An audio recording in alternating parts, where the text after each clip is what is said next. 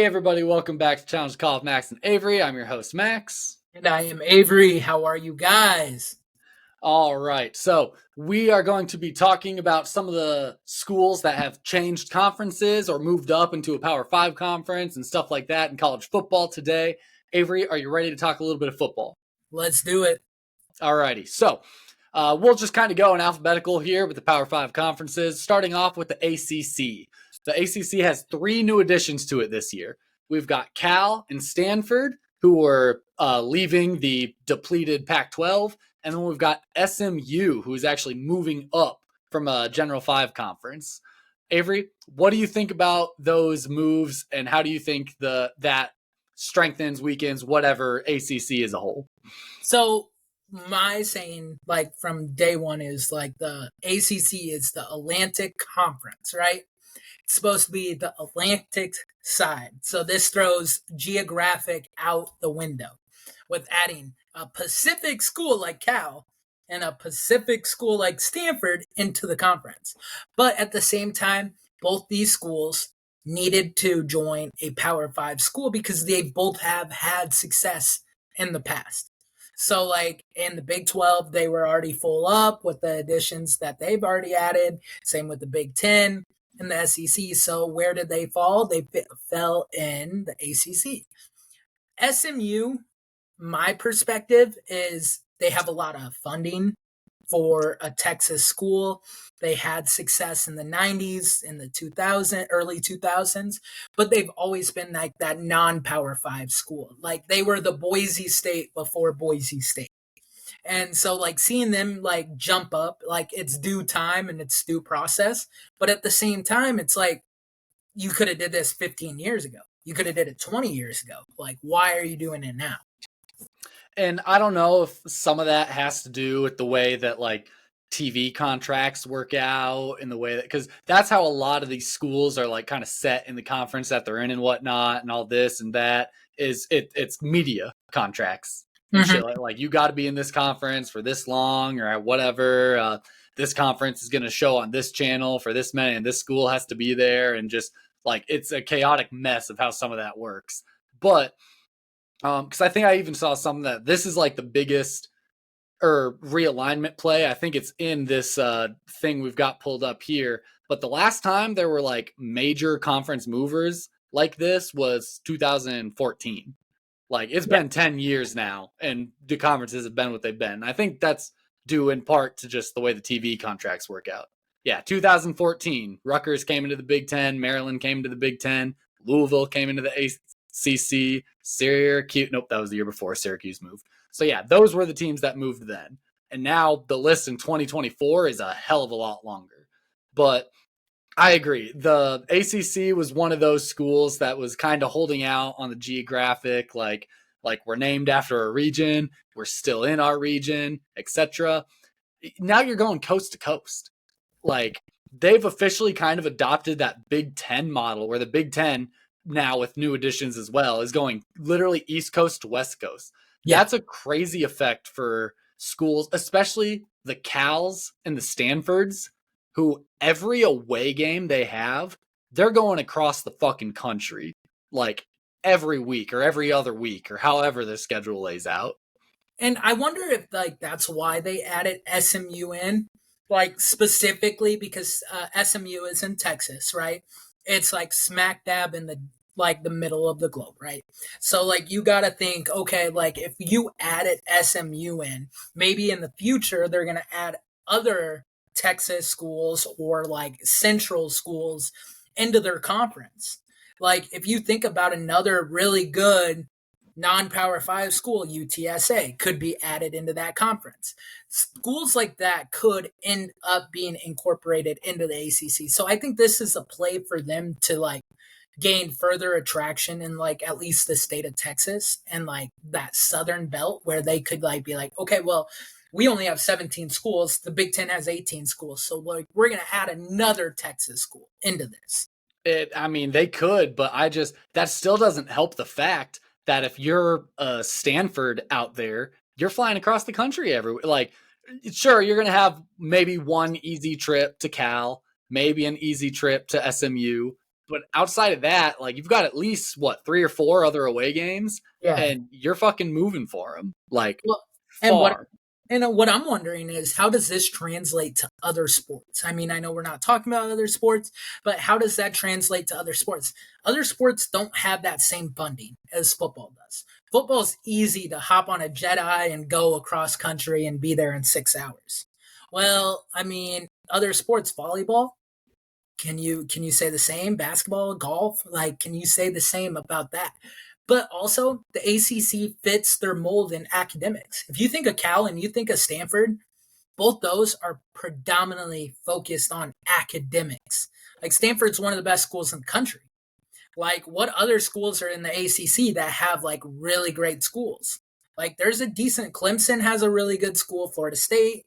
I mean there's Duke has a really great academic chemistry where I think that's why they fit like a glove even if they're coast to coast. But that's the hard thing of it is you can't move everything based on just football. You do have to consider other sports a little bit. But as we're already getting into this a little bit right now, there are schools that like play different conferences in different sports. There are schools that are completely different division Right. among different sports. So like, I mean, it's not crazy to think that football could kind of move independently of the other sports in that sense. But yeah, that's just another factor you got to consider. And I don't know how that affects everything, but just a prime example in my head, Fairleigh Dickinson. Mm-hmm. Fairleigh Dickinson plays Division One basketball. They're in the Big East. Are they in the Big East? No, they're Division One somewhere over in that East Coast. Football, they're Division Three. Right. Fairleigh Dickinson has a Division Three football program, but they are D1 athletics as far as it goes for like their basketball team, as we saw them in March Madness and shit. So like you can be across divisions. You obviously aren't in the same conference if that's the case. I don't think, unless every school in that conference also has a little, like D3 football program and a D1 basketball program. But I feel like that's a lot harder to come across. Well, and then I have a better one for you. So in the Pac-12, right? Like they went defunct in just football alone. But you know who else is in the Pac-12 that's a really great D1 basketball school? Gonzaga. Gonzaga is in the Pac-12. They have a D1 FCS football program. So when they have a D1 FCS football program, they can't compete in the Pac-12.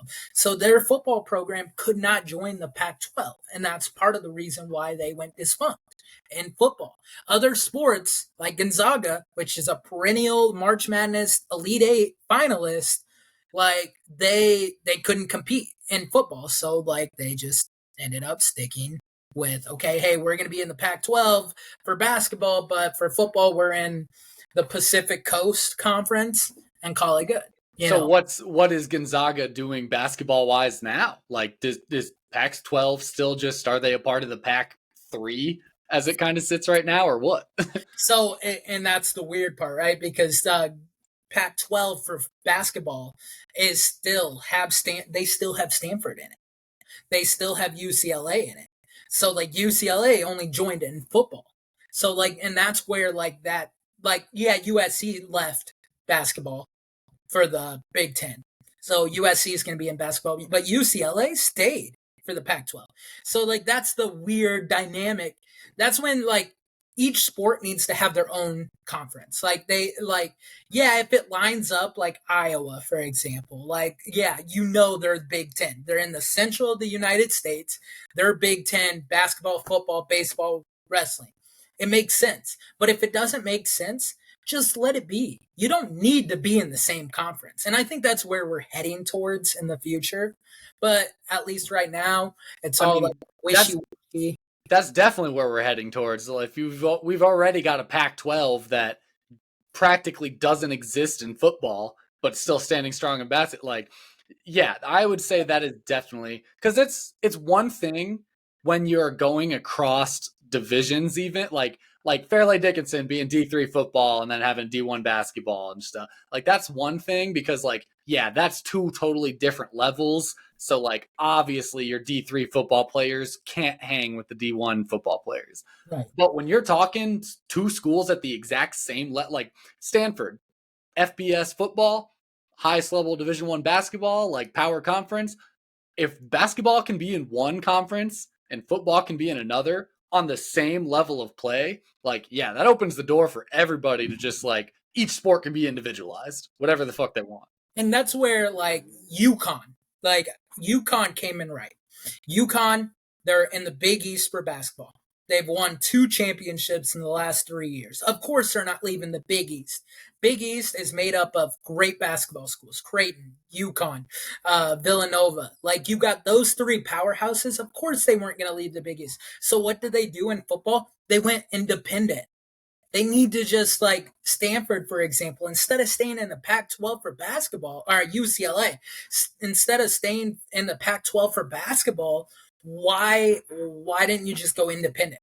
Which Like, that makes more sense. right. Because if you think about it, like, does Villanova or Creighton or like half of those Big East teams, do they even have a football program? Well, Creighton, not yet. I mean, in the near Yes, I know.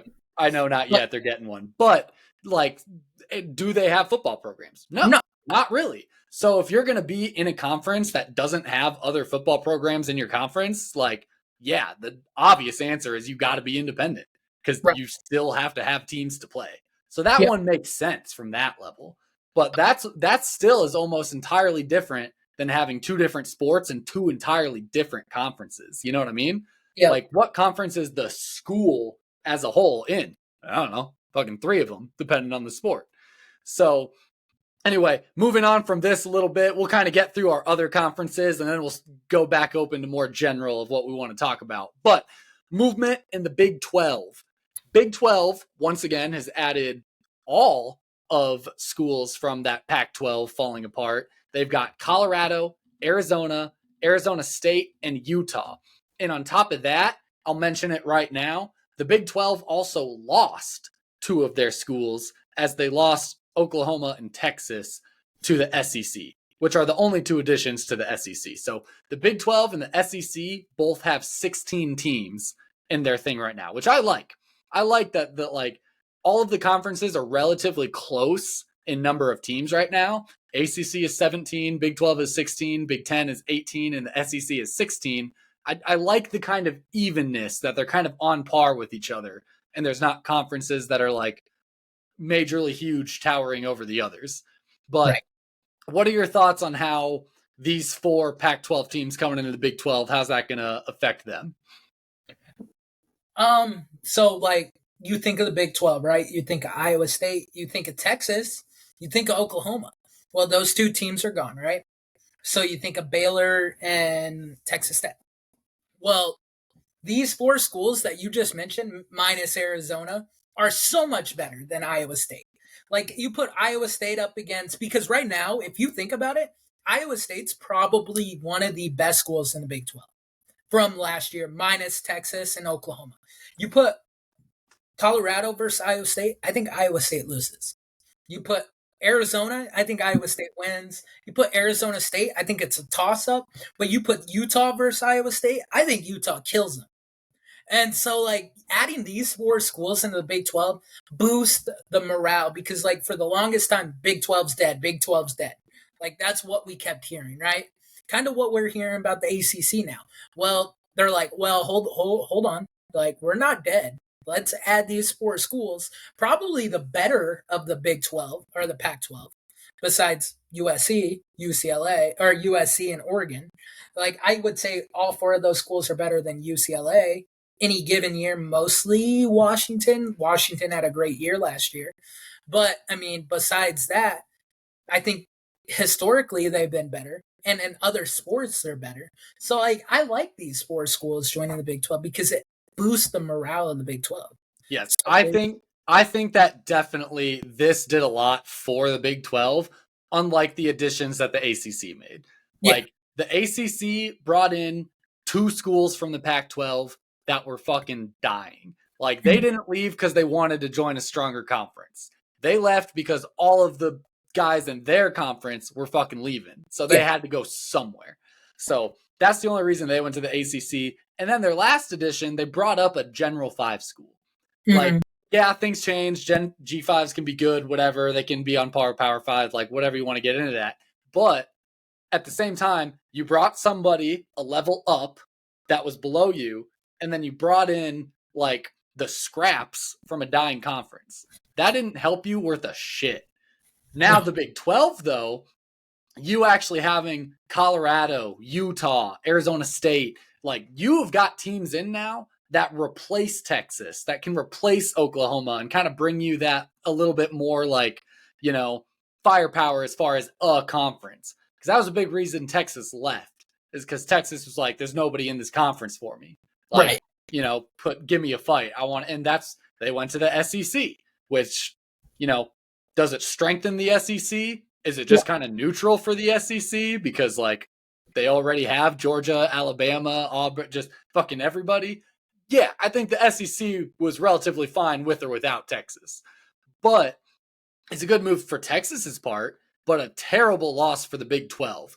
But I Right. think they did do a great job in kind of replacing that loss with like some very talented programs from that Pac 12. For sure. And I like what you mentioned about like why did you bring up a general five school like ACC? Why it's like, you know, like SMU. So I was just thinking about it. We're like, well, SMU, it makes sense geographically, but it doesn't make sense. Why didn't they bring up two schools, Colorado State and Boise State? Because that would have brought them even closer to the West Coast than just SMU and Texas. But that's besides the point. I agree. I don't know if they can replace Texas and Oklahoma. When you look at those four schools, you definitely see Utah and you see Colorado. Those are the two that really stand out, especially with what Coach Prime is doing in Colorado. Like they're a very popular school at this moment moving forward. I think Utah does a really good job at trying to replace Texas's impact, but I don't know. Jury's still out on if Colorado can replace Oklahoma's impact. You know what I mean? Yeah, it's a twofold problem because you've got true like winning talent, whatever, and then you've got popularity. Right. And like you said, I think there's definitely no question that Colorado is probably one of the most popular programs out there right now. Just with Dion coming in and doing the things he does. And I mean, he won, what did he win? 4 games? 4 games. That's better than the one that they had before him. And you have to imagine that, I mean, shit, he stays on that same track. He's probably going to win 8 now. Yeah. So I agree. 7, 8 games. Like, I think they will move upward, especially just the Pac 12 always got kind of called soft. But when we really do look at this past season, like we're talking about Utah being a GOAT. We're talking about Washington having an amazing season. Oregon, perfect Big Ten edition, big powerful school. The SEC had the best player in college football, drafted number 1 in the NFL. Like, look at, I already said Washington. Oh, yeah. Look at the schools that like he was playing against. He was playing some absolute like powerhouse mites all year long. After 1 year trying to just like build, remember, it takes time to build up a program or flip a program. He already did like 3 extra wins and all of that work. Like it was his first fucking season there. So yeah. I think he's got a lot coming this next season, especially being in the Big 12 where he's going to have a little bit more lax-ish competition. Like, yeah, I don't know how Iowa State can be hit or miss some years, but like, so we'll see about that. But then you've got your other, I mean, especially with Texas and Oklahoma being out, I'm trying to, Nebraska. That's the one I was trying to think of. Like, they're still in the Big Ten though. Oh, fuck. Yeah. But they are playing Nebraska now. Yes. Well, their first game is Nebraska, which wow, little brain fart there. I'm just excited to see them play Nebraska because I think that'll be a good one. Like you're mentioning, right? I mean, I understand where you're coming from. BYU, right? BYU, like Colorado's going to beat BYU. UCF, like, yeah, Central Florida, like they're good, but are they still like, are they a Power 5 good yet? Cincinnati, same boat as UCF. Are they a Power 5? I mean, Houston, are they good for a Power 5? I mean, Kansas, yeah, they had a good year last year, but are they there to stay? Wyoming, you don't know. TCU, question marks. Iowa State, like you mentioned, hit or miss. West Virginia, hit or miss. Like the only teams that I see that Colorado could lose to, that I see them on the roster, Oklahoma State. Yeah, I think they lose to Oklahoma State. Other than that, Baylor, Yeah, I think Baylor 7 out of 10 times is better than Colorado. Other than that, like maybe Iowa State 5 out of 10 times, like Iowa State pulls it out. But I can't tell you a better school. Like, I mean, they're probably going into the Big 12. They're the fourth best conference or fourth best team in that conference. Yeah, And of course, they added Utah, so fifth best team in sure. that. Like, yeah, they're still going to have Utah to go against. They're still going to have to play Arizona and Arizona State. I think they lost to both of those teams this past year. Mm-hmm. But like, things are on the up and up, and I think they made a good conference move to be able to kind of like flex their arms a little bit more. You know what I mean? I agree. All right, let's finish this out with the Pac-12 dying here. Big Ten editions, all coming from the Pac-12. We have Oregon, Washington, UCLA, and USC. The Big Ten is actually the biggest conference now with 18 schools in the conference. Ugh. I hate that. For Iowa, as Iowa fans, this is a disaster, right? I'll tell you one reason why. They got rid of divisions. There's no more Big Ten East. And yeah, no, it's beneficial for the conference because then now you get the best two teams in the conference.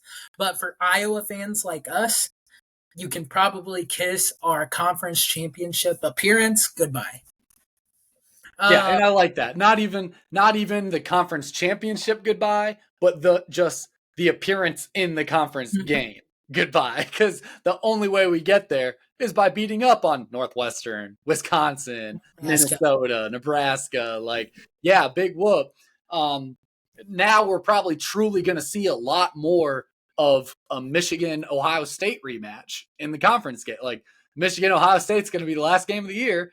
And then a week or two later, they're probably going to be lining up against them again for conference championship. Like, maybe USC, maybe Penn State. Like, well, that's the thing. You've got some other additions now that might throw a wrench in that factor. Oregon, great addition. Oregon, I think, is a good Big Ten. Like that. That's definitely going to up that kind of level. But just you have the same issue here too of the ACC a little bit. Of now you've got teams all along the West Coast, along with teams all the way over on the East Coast, and you're going as far as fucking USC and UCLA to fucking Rutgers and Penn State. Like, not only are you across the country, but you're corner to fucking corner. And if you wanted if I could just realign these conferences, right? You know what I would do? I would put Rutgers and Maryland in the ACC, and I would take Stanford and Cal, and call it good, because then it would make sense geographically. Rutgers, Maryland, they can go to the ACC. It fits for what they want to do, right? The whole Atlantic coast. And then we take Cal and Stanford because we already added Oregon, Washington, UCLA, and USC. Then you have from the Mississippi River and on, well, I guess from Illinois on and to the West Coast, and then you have the East Coast on the other side. That would be perfect. That would be ideal. But college football doesn't think the way we think or the normal people think. So I mean, and it has to do with the TV contracts again too, because as much as regionality makes sense, it doesn't for viewership. Yeah, the Big Ten conference spanning the United States, the Big Ten network is about to get a huge boost of sales in California, because now you have a bunch of people in LA that are going to be buying the Big Ten network because they want to watch fucking UCLA and fucking USC play. I agree. So that's where half of this issue comes from, is teams aren't trying to stay in a region. They're trying to go everywhere so that they can get viewership all across the country. But at the same time, like you mentioned, Oregon, perfect Big Ten edition, right? I think so. The way they play, the way they're coached, their tradition, I think they fit as a Big Ten school. Another school I think that fits perfectly is Washington. When you think of Washington, you think, okay, they're like the Illinois or the Northwestern of the West Coast. They're always competitive, but they're not always winning it. Occasionally they'll have a big year. I think those two schools were perfect additions. The other two, hit or miss. I don't know. Southern Cal does not ring Big Ten football. Like No. the way Lincoln Riley has his air raid system, and them playing in Southern California, and now they're gonna have to go to Nebraska November 18th and play the Nebraska Cornhuskers when it's 27 degrees out and snow. Are those like the guys they recruit to USC are all California, Arizona, New Mexico, Utah type of boys. They don't play in snow. Like they're not used to that. Like I mean, Nebraska might now let's that. not get too crazy. Like it snows in Washington, it snows in Oregon. Like they still play some northern schools. There's just northern schools on the West Coast. That's true. Is Midwest cold a little different than like Yeah. mountain cold? Yeah, it definitely is. But like So they know how to play in the cold a little bit. That's not a huge crazy demented factor to them. But no, you are absolutely right. USC's like air raid Lincoln Riley style offense, like that's not Big Ten at all. no, There's Big Ten is literally like run the ball down your throat. Iowa doesn't even have receivers. They have fucking tight ends. And it you just know what they do? Run the fucking ball. So yeah, the USC is going to be the weirdest addition ever because defenses are going to be like, well, okay, stop the pass, I guess. Like I don't know if it's going to go great for USC or if it's going to go horrible for them. You know? see, and that's what I'm curious about. Like because when you think of Big Ten, you think of defense. Like the only team that really truly has a high powering offense, I wouldn't even say Michigan, Ohio State. Like you think of Ohio State and you're like, okay, they're going to put 40 points on you, but their defense is going to hold you to 17. Like you think that's Ohio State. But other than that, like USC's defense had one of the statistically worst defenses in college football last year. And to see them join the Big Ten, I mean, Iowa will probably only still put up 13 points on that defense, but at the end of the day, like it still doesn't fit. Like it doesn't compute. Well, And and that's I'm not even talking about the defense, but like that is a excellent point of just like, okay, what can the worst statistical defense do against the worst statistical offense in Iowa last year? yeah, But I meant even more so just from a Big Ten defensive standpoint, going against this air raid system and whatnot. It's air raid. It's extremely one dimensional, right? Big Ten is known for fucking, like you said, running the ball. But what does that also in turn to? Stopping the run. I yeah, feel like you could easily go with a 3 down front and a Big Ten, like three big defensive linemen, a Big Ten defensive linemen, and everybody else, you're just like, hey, make sure the zones are covered. Those three guys probably could get a sack. Or if you're running the ball, they're probably going to plug that shit because I don't think your air raid linemen are like all that, like, oh, yeah, run, let's do it. And the one thing I'm worried about, right? Like you mentioned, like 3 down linemen could probably get a sack on a Pac-12 or like a USC air raid type school. Um, but at the same time, their receivers are different than what our receivers are in the Midwest. Like we True that. don't have true receivers, so their receivers are going to take the top off the ball, and our secondaries better be ready to play. And that goes for every Big Ten school, minus probably Ohio State or Michigan, like because they're going to be ready to play regardless. But Northwestern, Nebraska, Iowa, Wisconsin, you better be ready because those guys, if they get past your DB, they're gone, and that ball's getting to them, and that's a touchdown. Like I Well, mean, that's exactly what I'm saying. Are they going to be so good at the pass that they're going to be able to get it up? Like, because they're going to be one dimensional with the pass, right? Like, I am not concerned about their run at all. And if I was a defense, I wouldn't be concerned about the run at all either. So you can stack up for the pass. Like, you get rid of your like thick outside linebackers and throw in 2 fucking nickelbacks. Like, have your speediest fucking 6 guys out there. No, 5 five, 4 or 5 four, speediest four, guys out there, yeah, okay, like that's as what fast you as you can, and and it's then simple. see, That's and what then like, is that enough? Is right. that enough? And that's what you're going to have to run against a school like that. You're going to have to run a 3-3-5 or a 4-2-5 because like you're not going to be able to compete with a 4-4-4, right? No. Like you're or 4-4-3. You're not going to be able to compete like you would if it was Iowa versus Illinois. But you're not going to be able to compete in that aspect of things. The one school that we did not mention yet that I don't think anybody in the Big Ten is afraid of is UCLA. Yeah, I'm they're not not a afraid of football UCLA. school. they're not a good football school. The only sport that I'm afraid, and they're not even moving over, would have been basketball. Right? UCLA has a really good historic basketball wise, but for football, like, why should a Big Ten school be scared? I think UCLA is worse than Northwestern, in my general opinion. Yeah, they're not a football school at all in my head. Like I wasn't overly concerned with them, but I mean we'll find out because Iowa's going to be playing Friday night in California at UCLA this year, so that's going to be a fun one. I forget if I have an away game or not that weekend. I forget what weekend it is, but do you see that we don't play USC at all or Oregon at all this year? Yes, yeah, I would have seen that. The only two schools that we truly play out of the new additions is Washington and UCLA. And I think, honestly, deep down, I think we could beat Washington.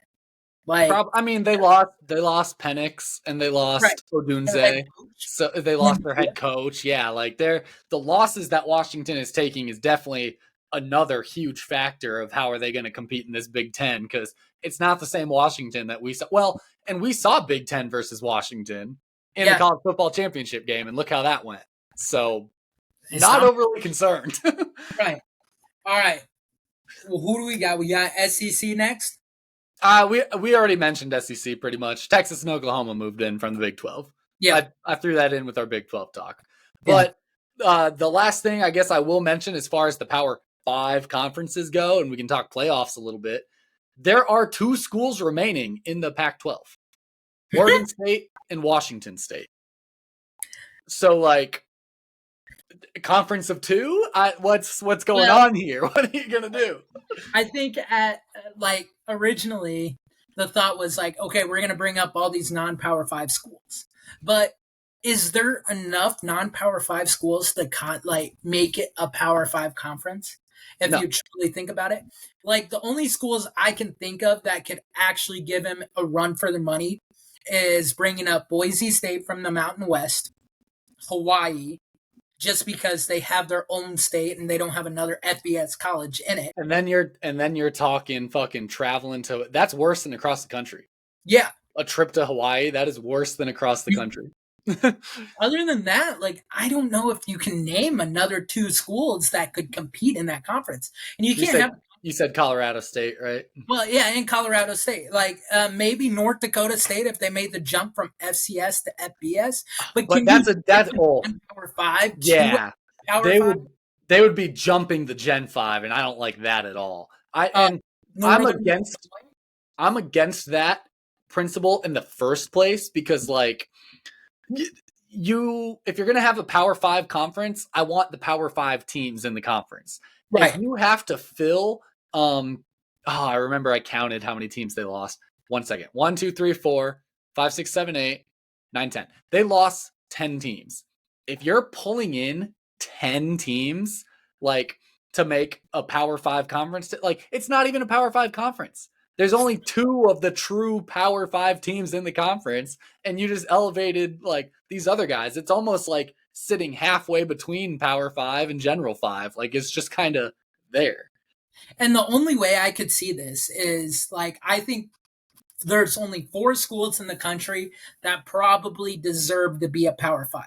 San Diego State, which they finish in the top 25 almost like every other year. Boise State, they always finish in the top 25. Maybe they could get Notre Dame to join their conference as an independent. And then other than that, Colorado State, but like they're not that great. UTSA, they're a smaller Texas school that like they finished in the top 25 every 1 out of 3 years. But other than that, like I couldn't even tell you. So that's only 4 schools to replace 10.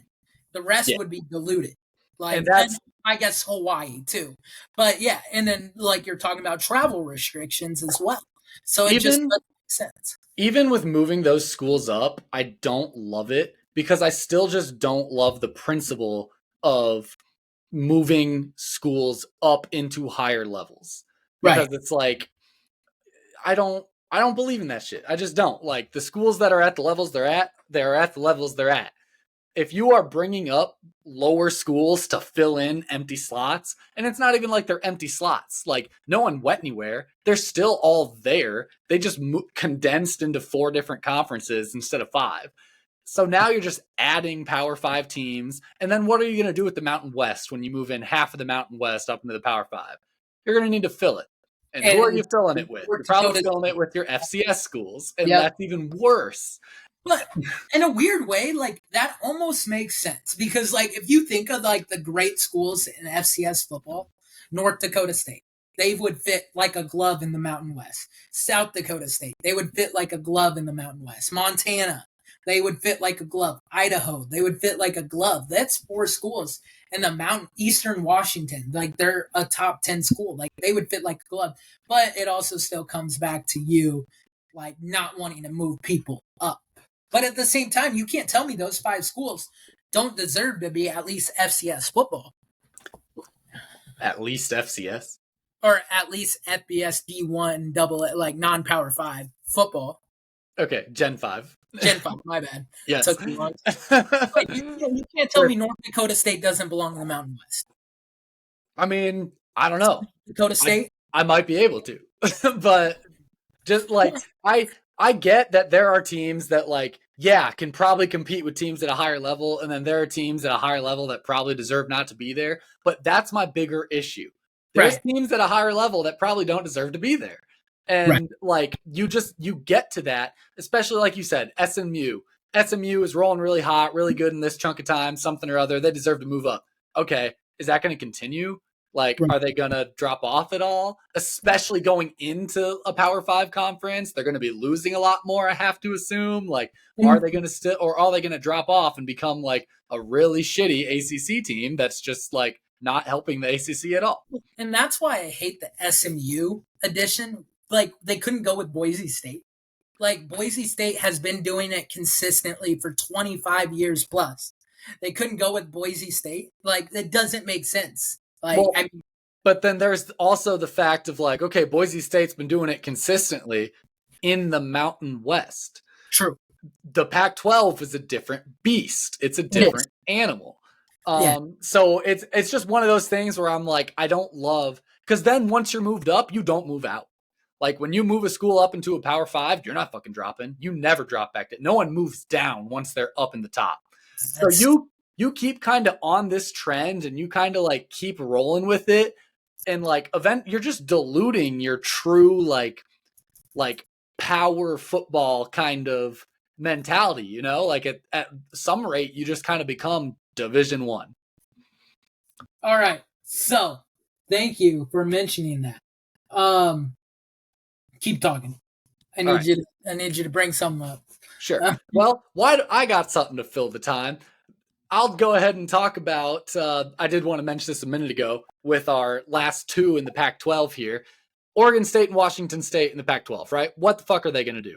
It looks like for the most part, they are just kind of playing as a slightly independent / slightly Mountain West team. Mm-hmm. So their schedule right now, they're going to play for Oregon State specifically. I'm talking about right now. Oregon State is going to play Idaho State. They're going to play San Diego State. They're going to play Oregon. They're going to play Colorado State. They're going to play Purdue. They're going to play Nevada, UNLV, SJSU, which is like San Jose State, I think. They're going to play Cal. They're going to play Air Force. They're going to play Washington State, obviously. And then they're going to play Boise State. So like they kind of just have a little bit of a mix mash of like, hey, who wants to play us? And then I have to imagine Washington State is fairly similar. Let me click on them real quick, look at the games they have coming up. So Washington State is going to play Portland State, Texas Tech, SJSU, Washington, obviously, Boise State, Fresno State, San Diego State, Hawaii, Utah State, New Mexico, Wyoming, and Oregon State, once again, obviously. So, yeah, they kind of just have like a random, like, hey, who's around and has an open slot for a game? Right. All right. So you mentioned, when is the last time a Power 5 moved down to a non-Power 5? Well, I got a team for you. The Idaho Vandals, the University of Idaho. They were in the Pac-12 Mhm. from 1978 through 1996.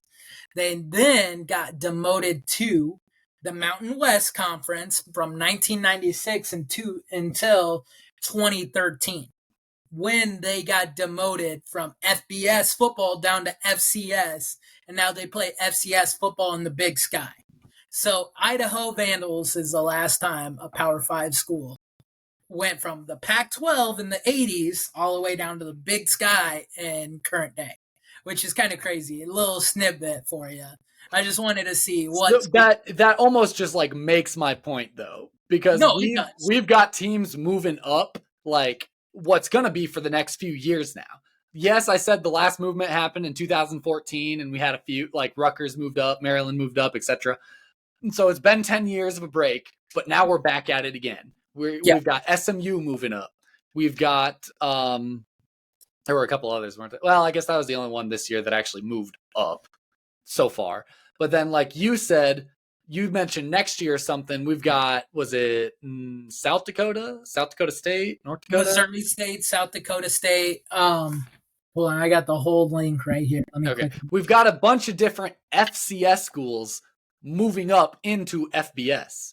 Yes, And it's like eventually you just keep moving up and up and up, and you don't move anybody out.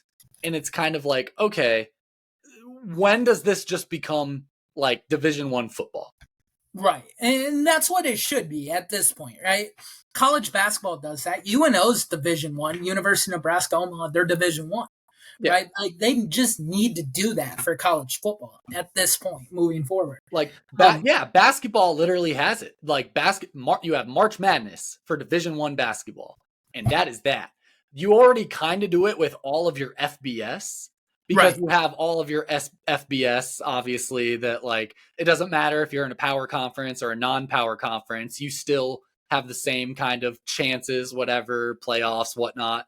But then you have your FCS, which is still Division 1, but like you guys play an actual championship setup, which Division 1 or which FBS is kind of moving to now. They're just not necessarily formulating it the exact same way.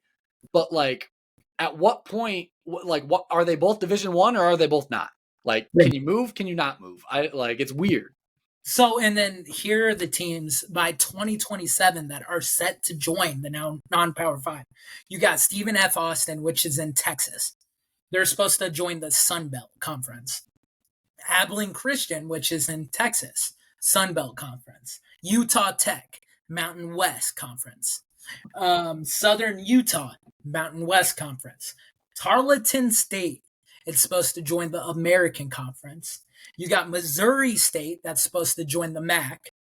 You have Eastern Kentucky, that's supposed to join the MAC. You have Central Arkansas, that is supposed to join the Sun Belt Conference. North Alabama, that's supposed to join as an independent. And then did I mention South Dakota State joining the MAC? So those are the schools that are supposed to be joining FCS to FBS in the near future. So that's a fairly long list. That's like And who's 3 teams who's every year. moving out? Who's moving out of the FBS to make it, like I don't think there is any teams. I think they're going to exactly. go from 127 up to 136 is what this article is saying. Which Exactly. is, That's I my mean, point. Like you've got teams being added, and it's kind of in my mind, you are diluting the overall just kind of like the Power Five doesn't mean as much with 100 and some like 30 some teams compared to when it's like, hey, you've got your Power Five. It's you think, these teams. you know what I think they're trying to do, like, and like all reality What's is I that? think they're trying to get each of the 4 conferences up to 20 teams. Because if you get up to 20 teams in all those 4 conferences, that's 80 teams right there. Then you have your 80 teams every year competing for a national championship that like, hey, if you're in a Power 5, you're competing for a national championship. I mean, of course, you're going to have like the 3 or 4 non-Power 5 schools that sneak into the playoffs, like we'll mention here in a second, but like that's 80 teams that are in Power 5 that know, hey, I have a shot at the beginning of every year that I could make the playoffs. For And I sure. think that's what they want to do. And in fairness, with the playoff expansion being the way it was, it does help out with the whole like we have a bunch of teams moving into FBS level. Yeah, well, we also have a bunch of more spots that they can still go to the playoffs. Like you're Right. not in such a like, yeah, 4 teams. Like 4 teams are gonna make it. We're gonna choose who. The rest of you, fuck y'all. I've always hated that system. It still is gonna work that way a little bit. Like it's still a little bit of a like we're kind of saying who, but less so than before. So let's go ahead and just kind of get into how it's. I know we've done an episode before on how the playoffs are going to break down, but the way it's going to work is now that there's essentially 4 power conferences. It's not the Power 5 because the Pac-12 is zip. There's only 4 power conferences. The top 4 seeds are going to get a bye the first week. So seeds 1 through 4 are going to be the 4 highest ranked conference champions. That does not mean that they have to be from one of those Power 4 conferences, though. So, like, if in the ACC we had somebody, Clemson, for example, won the ACC like championship. Bad example. Clemson's a very good powerhouse, but like if they win the ACC, but for whatever reason, Let's rephrase this. Duke won the ACC at sure, 8. Duke won the ACC and Colorado State won the Mountain, or Boise State won the Mountain West. Get whoever you want to say, and Boise State is ranked higher than Duke. Boise State's going to get that first round bye, Right. and like that's how that's going to work. It's so it may be 4, and there's 4 power conferences, but that doesn't necessarily mean that the champion of the 4 power conferences is moving on. It's just the highest ranked. So if you're ranked like 10th and the winner of the Power 4th conference is ranked 12th, guess what? You're getting that first round bye at the 4 seed. Then I believe, let me look here, the 5th conference champion, they will take a 5th conference champion that is ranked the highest after that. They will just have to play in the first round. So there are still 5 conference champions that are going in general. It's just that if you're 5th seed, so if you have the lowest ranking of the 5 or of all the of the top 5 conference champions, that's what I'm looking for, then you're going to have to play in that first round. And then from that point on, it's strictly rankings, I believe, right? Like it's just straight up like, all right, who's the highest ranked? Non-conference champions and independents like Notre Dame will be ranked in the top 4, will be seeded. Okay. Yeah, and then 1 through 12 could look different through the final rankings. Yeah, and then the rest is just final rankings. The one cool thing about this is there's home field advantage. Ooh. Like 5 through 12. So like if you have the 5th seed, 8th seed, 6th seed, or 5th seed, 6th seed, 7th seed, or 8th seed, you get home field advantage, which is like huge. One, it's huge for your college and your university because that's an extra game on the docket where you get funding. 2, true, like home field advantage is huge for any team, any organization whatsoever. And that almost like, I think I'd rather take getting the 5th seed as an advantage and having to play an extra game against the 12th seed than getting a first round bye. Like, I mean, if I'm like not a player, or like if I'm just like a university, if like you're the administration, yeah, like I mean, you get funding, dude, and so like that's really cool in that in itself. 4C 1 through 4, like those games will be played at a neutral site. They're actually labeled as bowl games, so like it'll be like a Cotton Bowl, AT&T Bowl, Rose Bowl, so forth, and then. The weird thing is, like, the regular season always used to end, or like the college football season used to end January 8th. It now officially ends January 25th, which is 3 weeks before the Super Bowl. January 20th. January 20th. So, like, that's still 3 weeks before the Super Bowl, where, like, college football used to end like a month and a half before the super, like it would end when like the playoffs were starting in the NFL season. I'm excited for a more actual playoff bracket style. Like I'm ready to see like, all right, these 12 teams are in. Let's fucking have them duke it out and see who gets to the end. Like I like this style. This is what everybody else fucking does. Right. Every sport, every level of football other than FBS. Like this is the normal model. I like this. Plus, Right. like you said, we get more college football in general from it. It's Yeah. great. I wonder how that's going to affect the coaching convention, because normally the coaching convention happens like that weekend or that like kind of week area. It's like 4 or 5 days over Right. the weekend, and it's always during the college football play like championship game. Like we go to an event where they're showing the game, and like we eat a bunch of food and drink beer and whatever.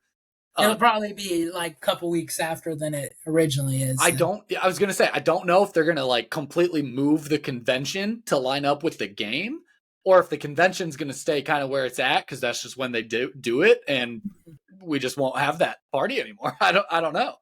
Right. Probably the former. They're probably gonna move the convention if I had to guess. But Right. like I'm curious to kind of see what they actually end up doing with that. But I am excited. Like, I'm excited not to just see Michigan, Georgia, Alabama, Ohio State in the playoffs every single year. And then occasionally have an outlier like TCU and Cincinnati. Like, I don't want to just see that. Like, I want to see, like, Charlotte, like, an ACC or American school, like, somehow sneak in with the 12-1 record, and they're playing the Florida Gators as a 5 through 12 seed. That would be awesome to me. Like, just seeing that game. I mean, it's going to be really cool to see. It's going to be a huge dynamic change. And I think college football, as crazy as this realignment seems, it's finally moving in a direction that mirrors where NIL has already taken it. Yes, I'm just excited for college football to come back. We haven't talked about our first game at all, have we? Our first game, week 0 games, they're happening last week of August, right? August 26th, I think you said earlier. August 24th. 24th. So it's coming up. It's less than a month out. Like And we're right around the corner for it. we'll do a recap before that too. Like, I'm excited about that. But yeah, man, I'm excited about college football. Yep. I guess that's all we really got. I think we went through everything we kind of wanted to touch on a little bit. I did look up the convention. It says January 12th through the 14th. Oh, So they're not going to move it back entirely. Like it's going to be, like we'll just have to come home and watch the college football championship game, I guess. yeah, I guess so. But whatever, that's fine. I don't care. Or maybe they just haven't changed their dates yet. Maybe we'll see some adjustments happening. Who knows? But yep, I think that's all we got. Stay tuned. We will keep, we're going to start getting back into our more regular weekly episodes coming up here of kind of recapping the NFL games, the Bears games, maybe a little bit of college football with Iowa, and then getting into the previews for what's coming up next week, NFL. I think we're going to primarily focus a little more on NFL than we've done in the past. We'll still talk about some college, but we want to try to give you guys some better, more in-depth content. So we think we're going to be focusing a little more on the professional side of things than trying to hit everywhere with college. All right, man. So go like, subscribe on Instagram, TikTok. You know the deal. And I'm going to say go Hawkeyes. So 3, 2, 1, go Hawks.